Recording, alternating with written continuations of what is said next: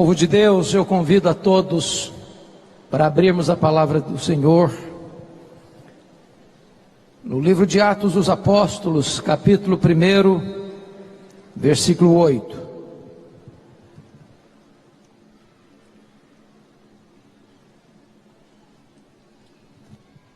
Este texto tem uma promessa. Esse texto fala de um poder, e esse texto fala de um programa. Mas recebereis poder ao descer sobre vós o Espírito Santo, e sereis minhas testemunhas, tanto em Jerusalém como em toda a Judeia e Samaria, e até os confins da terra.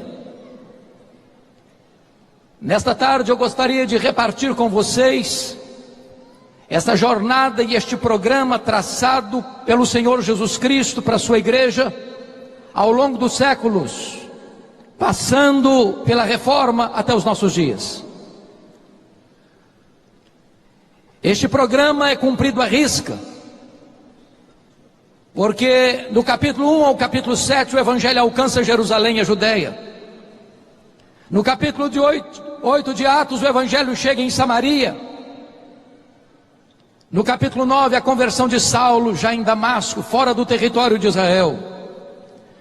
No capítulo 10 a conversão de um gentio, prosélito, Cornélio, na cidade de Cesareia Marítima. No capítulo 11 o Evangelho chega em Antioquia, a terceira maior cidade do mundo. Capítulos 13 e 14, a primeira grande viagem missionária na região da Galácia. Capítulos 16, 17 e 18, o Evangelho alcança a província da Macedônia e da Acaia, na segunda viagem missionária de Paulo. Capítulo 19 e 20, o Evangelho estende-se mais para a província da Ásia Menor, na grande cidade de Éfeso, de onde o Evangelho se espalha para toda a província. Pérgamo, Tiatira, Sardes, Filadélfia, Laodiceia, Hierápolis e Colossos.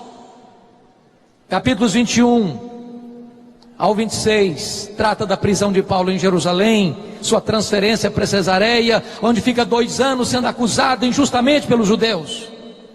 Capítulos 27 e 28, é a viagem de Paulo para Roma, o naufrágio que ele enfrenta, a sua temporada na ilha de Malta e sua chegada a Roma, não como sonhara chegar, mas preso e algemado. De onde ele escreve suas cartas aos Efésios, Filipenses, Colossenses e Filemon. Atos termina sem conclusão, porque a história da igreja continua. E nós estamos escrevendo, quem sabe, o capítulo 29 de Atos, porque o Espírito de Deus está agindo na igreja para que ela alcance até os confins da terra. Mas agora acessa o registro de Atos, e a história nos toma pela mão. A história deve ser nossa pedagoga, do contrário, será nossa coveira. Quem não aprende com a história, repete seus erros. Quem não tem história, está fadado a não ter futuro. Quando Jesus Cristo nasce, o mundo está sob o governo de Roma, e quem governa o império é César Augusto. Israel já está debaixo do governo de Roma desde o ano 63, quando Pompeu conquistou aquela região. Mas quando Jesus começa o seu ministério, lá em Lucas 3, o mundo está governado agora por um outro imperador, Tibério César. Depois vem Calígula, depois vem Cláudio, depois em 54 vem Nero, um homem devasso, um homem violento, um homem crudelíssimo. 10 anos depois que ele governa, precisamente no dia 17 de julho do ano 64, Nero põe fogo em Roma e assiste o espetáculo das chamas do alto da Torre de Mecenas. 7 noites, 6 dias de incêndio, de 17 de julho a 24 de julho. Quando o incêndio termina, dos 14 bairros de Roma, 10 deles são destruídos pelas chamas. Os 4 bairros restantes, densamente povoados por judeus e cristãos, dão a Nero um álibi para botar a culpa do incêndio de Roma nos crentes. Começa um verdadeiro massacre. Faltou cruz para fazer, madeira para fazer cruz, tamanha quantidade de crentes que foram crucificados. Os crentes eram cobertos de piche, amarrados em postes, para iluminar as noites de Roma, sendo queimados vivos. No ano 68, Nero é deposto e comete suicídio. No ano 70, Vespasiano inaugura em Roma o anfiteatro da morte, o Coliseu Romano, que numa festa de 100 dias de inauguração, mais de 10 mil crentes foram mortos, e mortos com requinte de crueldade, enrolados em peles de animais, para os cães morderem, para os touros pisarem, para os leões esfaimados da Líbia devorarem. Um verdadeiro massacre. Chega o ano 81, o imperador Domiciano começa a reinar. E esse é o primeiro imperador da história a arrogar para si o título de Senhor e Deus. Foi este imperador que deportou o apóstolo João, então pastor da igreja de Éfeso, para a ilha do Mar Egeu, a ilha de Pátimos. Naquelas alturas, todos os apóstolos de Jesus já estavam mortos, e mortos pelo viés do martírio. João era o último representante do colégio apostólico. Certamente a intenção de Domiciano era calar a voz do último apóstolo de Jesus Cristo. Mas se o homem faz planos, a resposta certa vem de Deus. Porque Apocalipse 1:9 diz que João não está na ilha de Pátimos por causa de um decreto de Domiciano. Ele está na ilha de Pátimos por causa da palavra de Deus e do testemunho de Jesus Cristo. O imperador romano quis fechar para ele todas as portas da terra, e quando todas as portas da terra estavam fechadas para João, Deus abriu-lhe uma porta no céu e disse: sobe para aqui e eu te mostrarei as coisas que devem acontecer. Até nos momentos mais sombrios da história da igreja, Deus continua no controle, e o plano de Deus não pode ser frustrado. Os imperadores que vieram foram truculentos: Marco Aurélio, Sétimo Severo, Décio, Diocleciano. Mas quis a providência de Deus que por volta do ano 311, 313, Constantino revertesse essa situação. E o cristianismo, que até então era massacrado e perseguido, e os crentes eram mortos com requinte de crueldade e levados ao martírio, agora o cristianismo é declarado religião oficial do Império Romano. Isso foi muito bom, isso foi muito mal. Muito bom porque cessou a perseguição. Muito bom porque os crentes que tantas vezes viviam nos antros da terra, viviam nas catacumbas de Roma, eram queimados, eram torturados, eram afogados, eram mortos à paulada, agora podem ter liberdade de adorar a Deus. Muito bom porque os bens que foram confiscados agora eram devolvidos, e os crentes que não podiam se reunir publicamente agora têm seus templos construídos com a benesse do Estado. Mas foi muito mal, porque agora a porta de entrada da igreja deixou de ser a conversão para ser a conveniência. Agora ser crente não é mais enfrentar a hostilidade do Estado, é enfrentar as benesses e receber as benesses do Estado. Isso fez com que as pessoas viessem do paganismo, trazendo a sua bagagem de crendices, de sincretismo religioso para dentro da igreja cristã. E não tardou para que a igreja cristã se corrompesse doutrinariamente, teologicamente e moralmente. Vocês bem sabem que sempre que uma igreja se corrompe doutrinariamente, cresce a política eclesiástica. E começa então uma disputa de hegemonia de poder entre as 5 principais cidades do mundo: Roma no ocidente, Constantinopla no oriente, Alexandria do Egito, a 2ª maior cidade, Antioquia da Síria, a 3ª maior cidade, e Jerusalém. E no ano 604, o imperador Focas nomeia Nicolau I, bispo de Roma, como bispo universal da igreja cristã.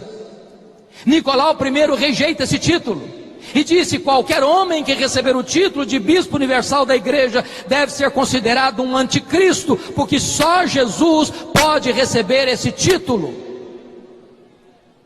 3 anos depois, entretanto, 607, o imperador romano Focas nomeia Bonifácio III como bispo de Roma, e ele recebe o título e começa então, historicamente, a instituição do papado.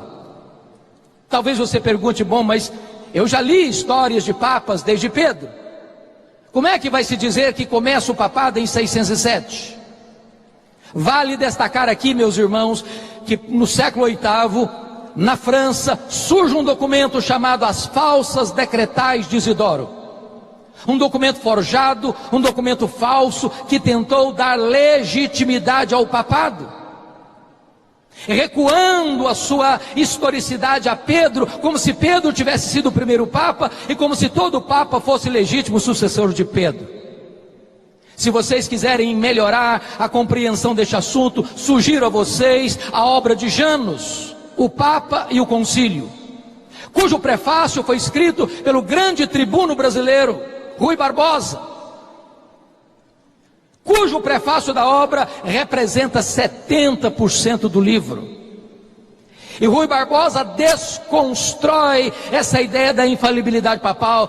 Rui Barbosa vai mostrar que as falsas decretais de Isidoro foram o maior embuste, o maior engodo literário da história da humanidade. E desta maneira, a igreja foi se corrompendo. É claro que nos primeiros 5 séculos da história da igreja, as doutrinas sobre Jesus foram discutidas, a exaustão no concílio de Nicéia em 325, a divindade de Jesus Cristo. Em 381, no concílio de Constantinopla, a humanidade de Jesus Cristo. No concílio de Calcedônia em 451, a pessoa teantrópica de Jesus Cristo. Em 416, Agostinho de Hipona enfrenta Pelágio com as suas ideias heréticas acerca da salvação, porque Pelágio dizia que o homem está tão livre como Adão era antes da queda, e que ele é quem optava por Deus e não Deus quem escolhe o homem. E Agostinho de Hipona, calçado com a verdade, vai derrotar as teses heréticas de Pelágio e mostrar que o homem está caído, o homem está falido espiritualmente, e ele somente pode ser salvo pela graça de Deus. Nós estamos agora falando da Idade Média, que vai do 5º ao 15º século, também chamado de Idade das Trevas, de Escolástica. E nesse período a igreja se fortaleceu politicamente, economicamente, mas se corrompeu moral e doutrinariamente. É importante dizer, irmãos, entretanto, que nunca Deus deixou de ter uma lâmpada acesa na história e um remanescente fiel. E chegar o momento de Deus preparar o caminho para a reforma do século XVI. E a primeira coisa que Deus fez foi um movimento cultural no norte da Itália chamado de Renascença, que mexe em 5 áreas vitais da vida: a economia, as artes, a política, a ciência e a religião. Naquele momento a igreja dominava essas áreas. Naquele momento, ou você era católico ou romano ou era um pagão. E desta maneira a igreja era a senhora do mundo, dominava a economia, dominava as artes, dominava a ciência, dominava a política, dominava a religião. Mas quis a providência de Deus que esse movimento cultural no norte da Itália arrancasse das mãos da igreja essas 5 áreas tão importantes. Mas Deus preparava mais de perto o caminho, quando Deus levanta na Inglaterra aquele que é a estrela d'alva da reforma, o professor de Oxford, John Wycliffe, um homem culto, um homem convertido a Cristo, um homem que prega a graça, um homem que anuncia a salvação, um homem que combate os erros e os desvios da igreja, e um homem que entende uma coisa: a reforma não pode se estabelecer a não ser que o povo tenha a Bíblia em sua própria língua, porque na Idade Média a única Bíblia que o povo sabia e conhecia era em latim, e o povo não sabia latim, e os sacerdotes que tinham acesso à Bíblia não conheciam a Bíblia, não ensinavam a Bíblia, e a igreja estava entregue à ignorância. E John Wycliffe entendeu, nós precisamos traduzir a Bíblia e dar a Bíblia para o povo. E ele começa então a traduzir a Bíblia para o inglês. Ele é perseguido, ele não consegue concluir a tradução da Bíblia, mas os seus discípulos, os Lollardos, vão concluir a tradução da Bíblia para o inglês.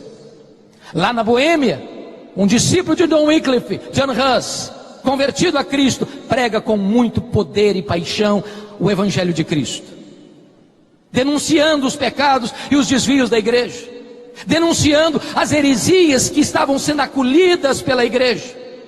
Este homem foi preso, este homem foi torturado, este homem foi queimado vivo pela Inquisição Romana. Deus levantara lá nas barbas de Roma, em Florença, Jerônimo Savonarola, que pregava com tanto poder a palavra de Deus, que a cidade de Florença foi impactada e transformada pela sua pregação. Mas por não retratar-se da sua posição evangélica, ele também foi morto pela Inquisição.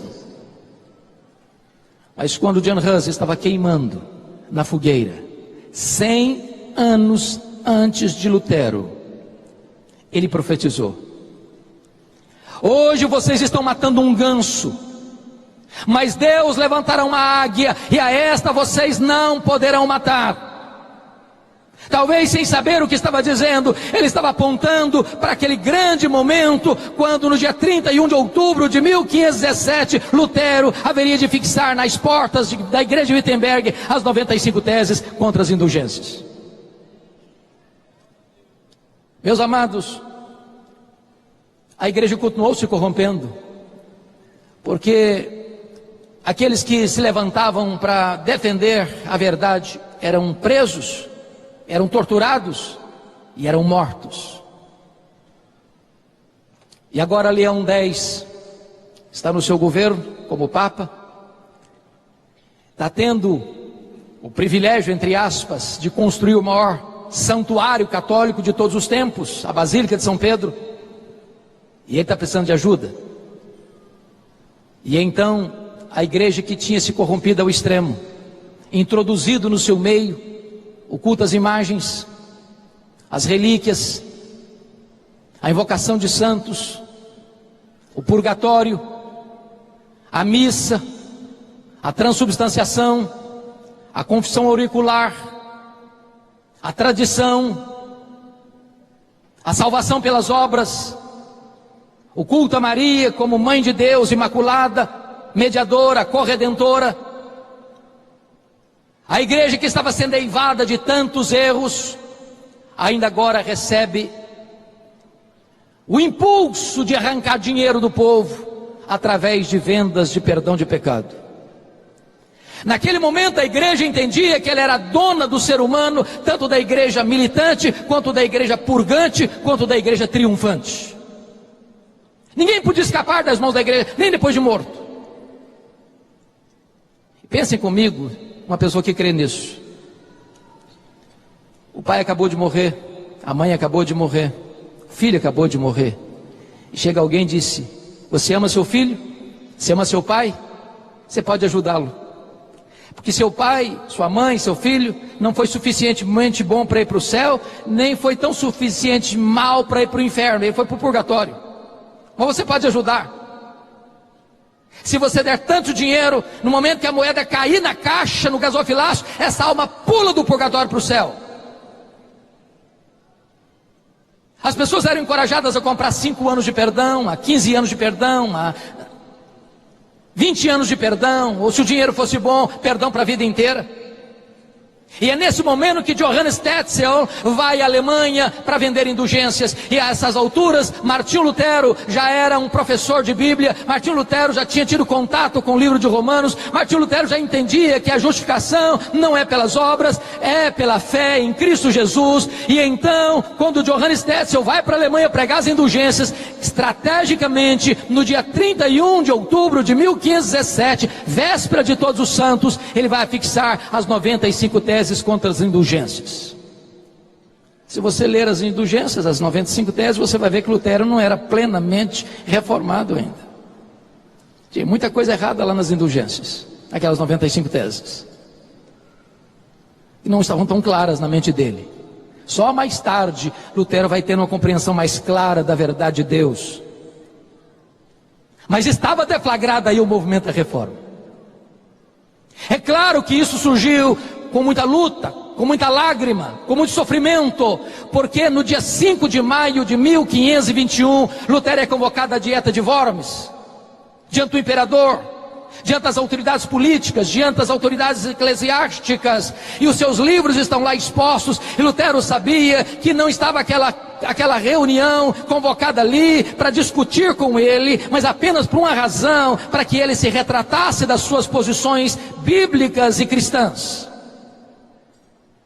Naquele dia Lutero pediu um tempo mais para pensar.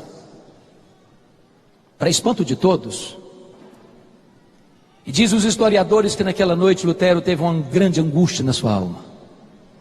O inferno jogou em cima dele toda a sua fúria, a tal ponto de, num determinado momento da noite, ele pegar o seu tinteiro e jogá-lo contra a parede, como se o diabo estivesse fisicamente, presentemente ali no seu quarto. Quando o dia amanheceu, a dieta se recompôs, os livros de Lutero sobre a mesa. Perguntaram para ele: Lutero, você está pronto a se retratar daquilo que você escreveu, do que você tem pregado, do que você tem ensinado? E Lutero respondeu: a menos que vocês me convençam pelas escrituras que eu estou errado, eu não me retratarei. Porque não é lícito, não é justo, não é honesto um homem agir contra a sua consciência. Aqui fico, aqui me estabeleço, e que Deus me ajude. Estava aí o corte definitivo para a reforma protestante do século XVI. Ele é considerado herege, e isso significava que qualquer pessoa que matasse Lutero não tinha nenhuma imputação de crime. E quando ele sai da dieta, ele é raptado na estrada, não pelos seus adversários, mas pelos seus aliados, e é levado para o castelo, onde fica 10 anos, escondido atrás de um biombo.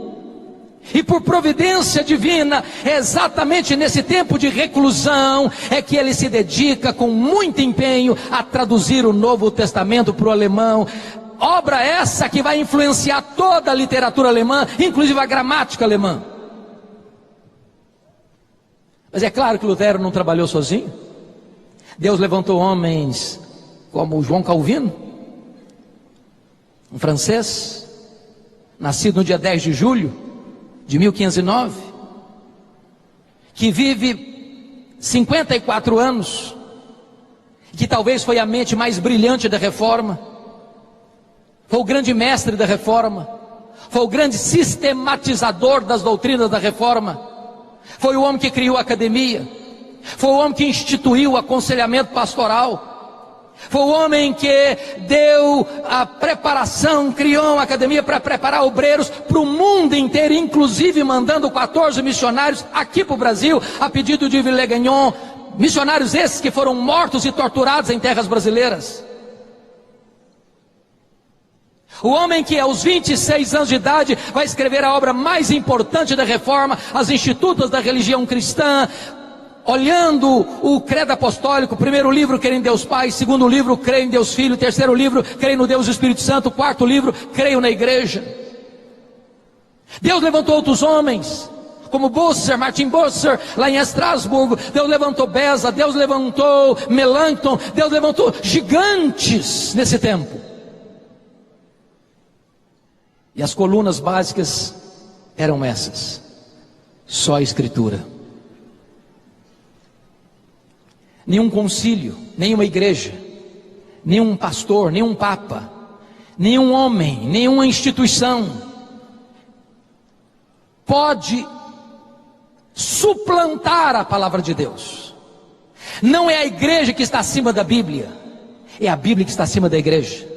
Não é a igreja que valida a Escritura, é a Escritura que orienta a igreja. É só a Escritura, ela é a nossa única regra de fé e prática. Não tem outra revelação, não tem outra fonte de conhecimento e de vida a não ser a palavra de Deus.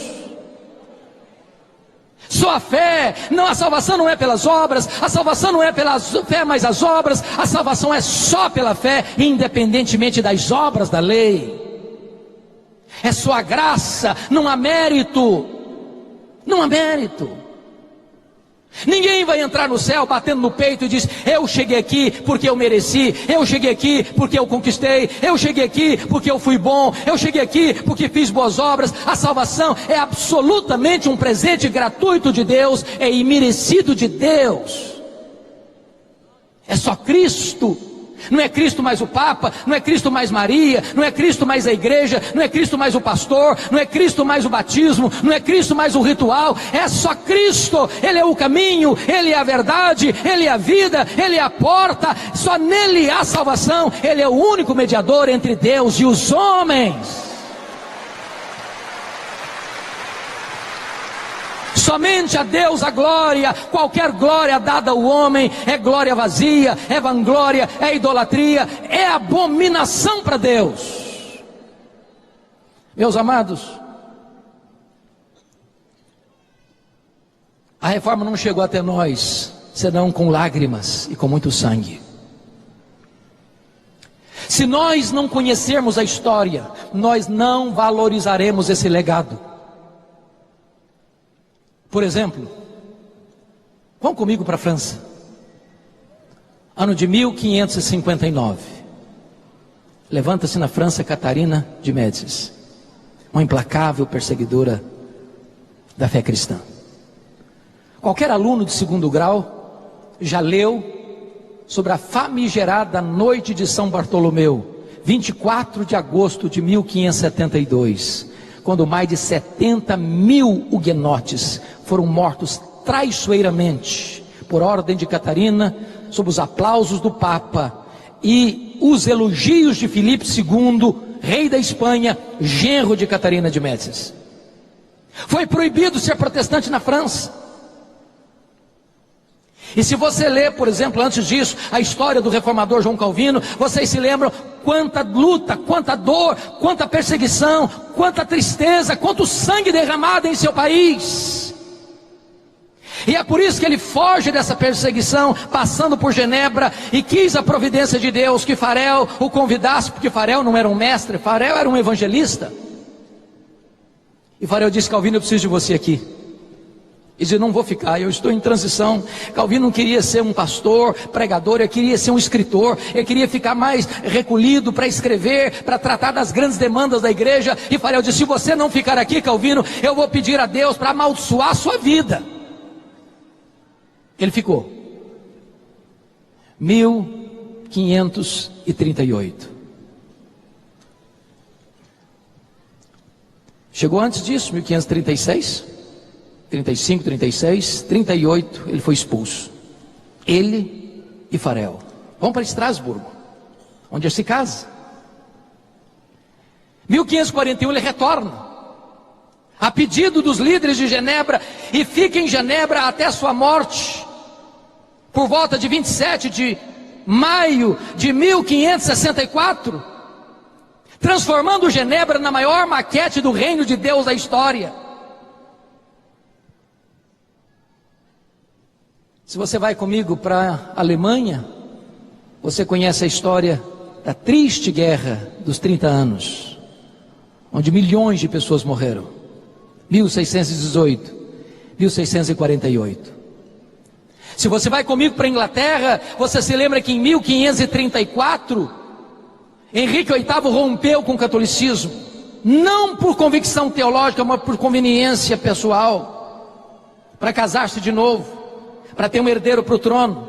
E o Papa não lhe dava essa autoridade, e ele rompe com a igreja e cria uma nova igreja na Inglaterra, a igreja anglicana, sendo ele chefe de estado e chefe da igreja. Na verdade, esse filho, Ana Bolena não lhe deu. Ele casou muitas outras vezes, e ele morre em 1547, e o seu filho, Eduardo VI, com 10 anos de idade, começa a reinar. Os líderes protestantes da Inglaterra entendem uma coisa: chegou a hora de plantar a reforma na Inglaterra. Ridley, Latimer, Cranmer. Mas esse menino morre precocemente, com 16 anos de idade, em 1553. E assume o governo da Inglaterra Maria Tudor, Maria Sanguinária, que leva a estaca e queima em praça pública os líderes protestantes, promovam a perseguição generalizada na Inglaterra, e muitos irmãos nossos, para poupar sua vida, tiveram que fugir da Inglaterra. E fugiram para onde? Fugiram para o continente, para a Alemanha, para a Suíça, para a Holanda, para os lugares onde a reforma estava estabelecida. Quis a providência de Deus que Maria Tudor morresse cedo, 5 anos depois, em 1558, e assuma o governo da Inglaterra Elizabeth, num longo governo de 1558 a 1603. E o primeiro decreto de Elizabeth foi determinar a volta dos foragidos para a Inglaterra. E tendo eles então contato com a reforma no continente, voltaram fazendo 4 exigências para a igreja. Nós queremos na Inglaterra uma igreja com teologia pura, com liturgia pura, com governo puro, com vida pura. E desencadearam na Inglaterra um dos mais importantes movimentos de reforma de todos os tempos e também de avivamento, o movimento dos puritanos. Aqui fica uma coisa interessante a pensar. Maria Tudor não sabia, mas Deus havia constituído em presidente das missões estrangeiras da Inglaterra. Quando ela pensou que ela estava destruindo a igreja, ela estava promovendo a igreja. Há um cântico que foi escrito aqui no Brasil e muito cantado em outros tempos aqui no Brasil, muito conhecido nos meios pentecostais, que diz o seguinte: é obra santa, ninguém detém. A igreja de Deus é indestrutível. A igreja de Deus avança sobre a perseguição, ela avança sobre as fornalhas, ela avança sobre o martírio, ela avança sobre qualquer dificuldade da vida, ela marcha triunfantemente. Mas, amados irmãos, tempos difíceis vieram. Tempos de crise, surge o racionalismo francês, o iluminismo. No bojo desse momento, vem o chamado liberalismo teológico. A Bíblia é lida de outra maneira, não é mais a visão gramática histórica, mas crítico-literária. E não tardou para que os seminários que formaram teólogos, pastores, missionários para o mundo fossem tomados de assalto pelos liberais. E agora não se cria mais na Bíblia. Agora os seminários começaram a ensinar o ceticismo, a incredulidade. E o liberalismo assaltou a igreja na Europa, irmãos. E qualquer igreja que subscreve o liberalismo está assinando um atestado de óbito. Não há esperança para alguém chegar e dizer: eu não creio mais na Bíblia. Eu não creio que esse livro é a palavra de Deus. Eu não creio mais que esse livro é infalível, é inerrante, é suficiente. Qualquer igreja que entrar por esse caminho morre. Não tem antídoto. O que fizeram? Tentaram restaurar a igreja através de grandes palestras. Tentaram dar mais credibilidade ao pastor, levantando o púlpito. Mas não foram as palestras. A única coisa que restaura a igreja deste vale de ossos secos foram os poderosos reavivamentos que Deus derramou sobre a sua igreja. Em 1739, na Inglaterra, com John Wesley e George Whitefield. No país de Gales. Na Nova Inglaterra, Jonathan Edwards. Nos idos de 1735 e 1740. Novamente o século XIX foi varrido por uma onda de incredulidade. O liberalismo está no auge e Deus levanta na Inglaterra Charles Haddon Spurgeon para enfrentar essa fúria do liberalismo. E o que levanta a igreja é o avivamento espiritual. Na cidade de Nova York, 1857, esse avivamento varre a nação, 1857 a 1859, e é no bojo desse avivamento é que o missionário Ashbel Green Simonton, que acabara de se formar no seminário de Princeton, ouvindo um sermão do professor Charles Hodge, é tocado pelo Espírito Santo de Deus para vir para o Brasil, e ele chega aqui exatamente no dia 12 de agosto de 1859, debaixo da égide deste poderoso avivamento espiritual. espiritual, a Igreja Presbiteriana do Brasil nasceu sob o signo do avivamento espiritual. E eu quero concluir minha fala lembrando a vocês que uma igreja reformada, sempre reformando, isso não significa que nós vamos abraçar as últimas novidades do mercado da fé. Não, nem isso que está dizendo. A cada geração a igreja precisa passar por uma nova reforma, revendo sua doutrina, seus valores, sua ética, sua conduta, sua postura, se o que nós estamos pregando e praticando está exatamente de acordo com a palavra de Deus.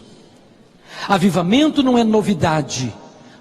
Avivamento, melhor dizendo, reforma não é novidade. Reforma não é mudança. Reforma é retorno.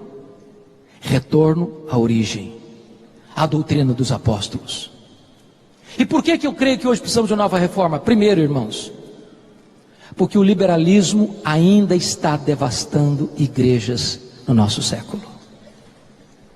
Tristemente, colegas, a Europa, o berço do protestantismo, não tem o que celebrar nos 500 anos, não tem. A igreja protestante na Europa está praticamente morta. A não ser que Deus traga um avivamento, o que você vê é evidência de incredulidade. Eu estive recentemente na Holanda, de 1960 para cá, os templos estão lá, mas os crentes não frequentam a igreja. Fomos para a Escócia de John Knox, a Escócia, berço do presbiterianismo, num dos templos mais importantes de Edimburgo. Você entra lá, o que tem lá dentro é um bar. Você vai para a Inglaterra, a grande Inglaterra dos avivamentos, de John Wesley, de George Whitefield, de William Carey, de William Wilberforce, de John Charles Ryle, de Charles Haddon Spurgeon, de Mark Lloyd Jones, de John Stott. Hoje a Inglaterra é o país de Richard Dawkins, o patrono dos ateus. Menos de 4% dos crentes frequentam a igreja evangélica na Inglaterra. Os nossos templos estão sendo vendidos e transformados em mesquitas, em bares, em museus, em teatros. Olha para a América do Norte, onde você tem tantas chamadas dead churches, igrejas mortas. As denominações históricas perdendo milhares de membros, ano após ano, ano após ano. O que é dramático, irmãos, é que o liberalismo também chegou no Brasil. E nós temos denominações inteiras que já se capitularam à sedução mortal do liberalismo. Nós precisamos de uma nova reforma. Mas em segundo lugar, nós precisamos de uma nova reforma, meus irmãos, porque a igreja brasileira tornou-se uma igreja, em grande parte, sincrética, mística. A igreja do sal grosso, a igreja do óleo, a igreja do copo d'água em cima do rádio, a igreja da toalha suada, a igreja das mandingas, em nome de Deus. Precisamos de uma nova reforma. Precisamos voltar para a palavra de Deus. Precisamos voltar para as Escrituras. Precisamos de novos Luteros, precisamos de novos Calvinos, precisamos de alguém que esteja disposto a dizer a verdade, ainda com toda a hostilidade do mundo.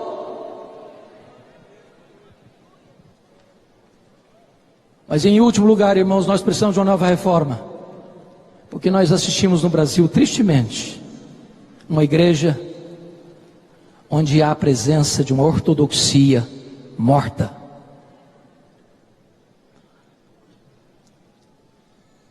Tem teologia sim, e boa, mas não tem fervor. Não tem brilho nos olhos. Não tem fogo no coração. Tem luz na cabeça, mas não tem fogo no coração. As reuniões de oração estão no CTI na maioria das nossas igrejas. O secularismo está entrando para dentro das nossas igrejas. O índice de divórcio dentro da igreja é quase o mesmo fora da igreja. O índice de jovens que vão para a cama com o namorado dentro da igreja é quase o mesmo fora da igreja. As festas de casamento dos crentes tornou-se festas pagãs, de bebedeira. A não ser que a igreja evangélica se arrependa, a não ser que a igreja evangélica se volte para Deus em santidade, em quebrantamento, em arrependimento sincero. Nós precisamos disso para experimentarmos uma nova reforma e um poderoso reavivamento espiritual. A minha oração e o meu clamor aos céus é que essa celebração de 500 anos nos leve a uma reflexão, nos leve a uma postura de arrependimento e nos leve de volta ao caminho do cristianismo primitivo, simples, puro, mas cheio do poder do Espírito Santo de Deus. Que Deus tenha misericórdia de nós.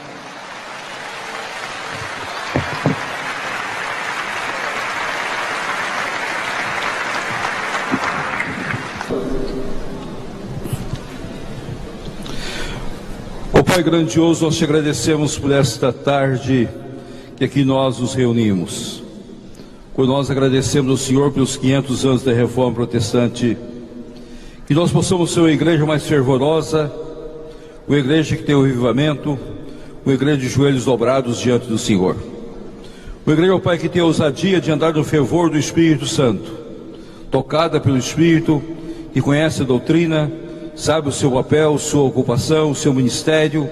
Uma igreja que intercede pelo Estado de Direito e que procura dar seu testemunho nesse Estado. Uma igreja que procura desenvolvimento dos seus cidadãos. Uma igreja, Pai, que historicamente está bem firmada as suas raízes. Uma igreja que tem os seus princípios bem estabelecidos, mas acima de tudo uma igreja fervorosa de Espírito. Dá-nos esta igreja, ó Pai. Dá-nos o sentimento de uma nova reforma dia após dia nas nossas vidas. Faça os nossos lares crentes, lares fervorosos, lares de homens e mulheres que têm uma vida com o Senhor. Ó Pai, não deixe que o secularismo domine nossas vidas, e que em momento algum, ó Pai, nós sejamos tentados a viver uma vida sem o primeiro amor de Cristo Jesus, o nosso Senhor. Dá-nos sempre este amor, que nós saímos daqui, ó Pai, chorando de alegria por estarmos juntos, mas ao mesmo tempo chorando, ó Pai, para que nós tenhamos um avivamento genuíno como igreja do Senhor deste país, e que nós possamos levar o Evangelho da graça a outras pessoas. Suplicamos, ó Pai, pelas outras terras, principalmente as nossas origens, que hoje têm seus templos devastados, têm suas igrejas acabadas. Ó Pai, levante homens daquela igreja, faça um avivamento daqueles países, seja olhando, ó Pai, para a Inglaterra, seja olhando, ó Pai, para a Alemanha, seja olhando, ó Pai, de uma forma especial para Genebra e para todos os lugares, para os Estados Unidos, de onde nós viemos, para que nós sejamos um povo cada vez mais fiel diante do Senhor. Cumpra em nós, ó Pai, o avivamento. Dá-nos, ó Pai, a compreensão exata daquilo que nós somos, como povo Teu, reino Teu, para a glória do Senhor. E em nome do Teu Filho Jesus, que oramos. Amém.